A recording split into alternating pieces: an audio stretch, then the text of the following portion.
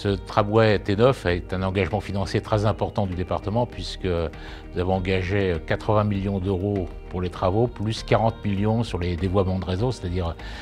pratiquement 120 millions d'euros donc, sur un tramway qui coûte un peu plus de 400 millions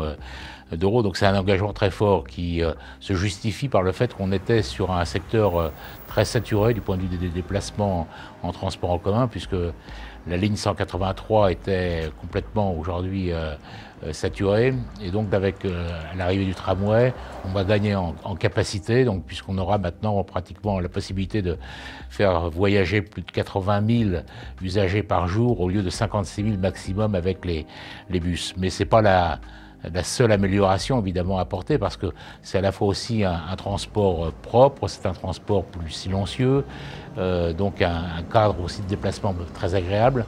avec la particularité c'est qu'on est sur un axe entre Paris et Orly, et donc on va croiser aussi avec ce tramway d'autres moyens de transport très importants, donc un maillage qui va être très efficace. Je pense notamment avec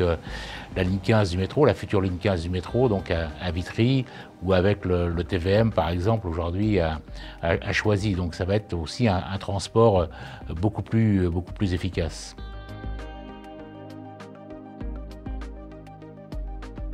Cette arrivée du tramway, ça a été aussi l'occasion de requalifier complètement tout cet axe entre Paris et Orly, avec notamment la réalisation de pistes cyclables, donc sur plus de 10 km, donc de nouvelles pistes cyclables. C'est vrai aussi avec la plantation d'arbres tout au long aussi de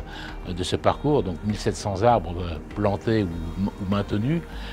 donc un cadre de vie qui va s'améliorer. Et on le voit d'ores et déjà où les villes également modifient leur aménagement, par exemple avec des constructions de logements, avec l'arrivée aussi d'entreprises qui vont être beaucoup mieux desservies également par ce tramway.